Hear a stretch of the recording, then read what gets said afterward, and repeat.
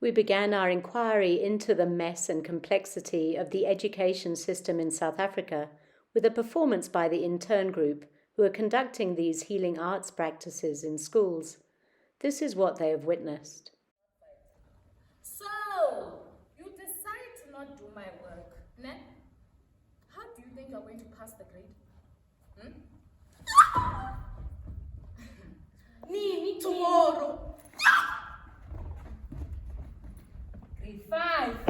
Grade 5, sir. Yeah. Put her hand. Put her hand.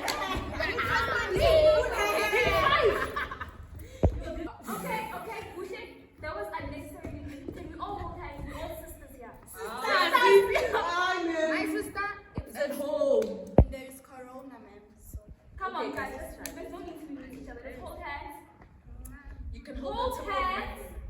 tip of my nail. Okay, sanitize. That's fine. I'll just.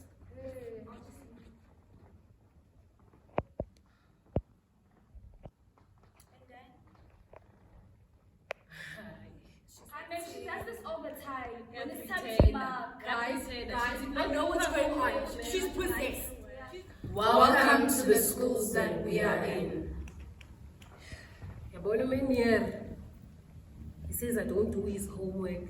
He says I'm silly in class. I'm not being silly. Menier does not give me attention. I'm not going to give him my attention as well. I always used to be a child who did her homework.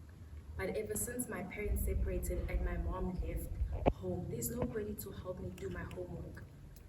Instead of ma'am asking me what the matter is, she just beats me up. Welcome to the healing arts. So, as you saw, the student had a seizure, but now the teacher no longer takes her seriously because she was once a silly student. So now it's hard for the teacher to establish or find grounds of realizing that this situation really needs her attention.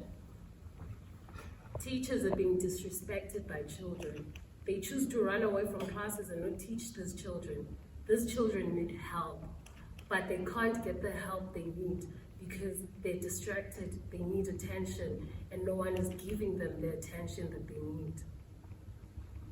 37% of pupils who have attended school for 6 years cannot read. Learners are scared to engage in class because they know that the teachers are either going to be harsh at them or their peers are just going to laugh at them. Lack of boundaries and lack of respect results in the children having no relationship. Teachers have grown to be insensitive towards the learners. Instead of asking them and becoming parents towards them and showing affection towards them, all they do is mistreat them. After the performance, we invited the audience to move to a corner of the room representing fight, flight, freeze, or engaged. And using image theatre, they demonstrated their response to the school situation. I then offered some instruction on the window of tolerance, which makes use of polyvagal theory. It shows that we can calm ourselves during a fight or flight response, or activate ourselves during a freeze response, and come into balance through breathing, mindfulness, and mindful movement. After experiencing these practices, we asked the question, what levels of trauma do you experience in educational environments? Participants stood along an imaginary scale from 0 to 100.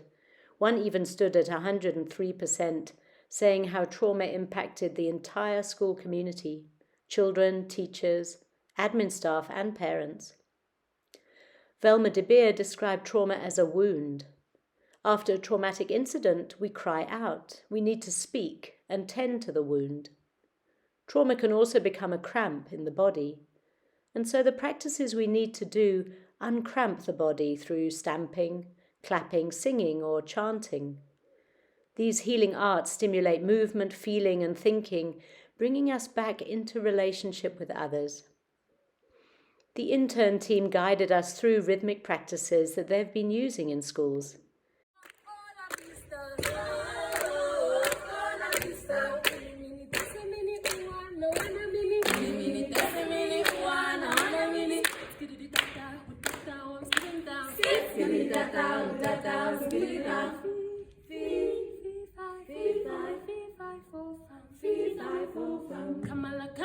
Kamala vista. Kamala vista. Oh, oh, oh, oh.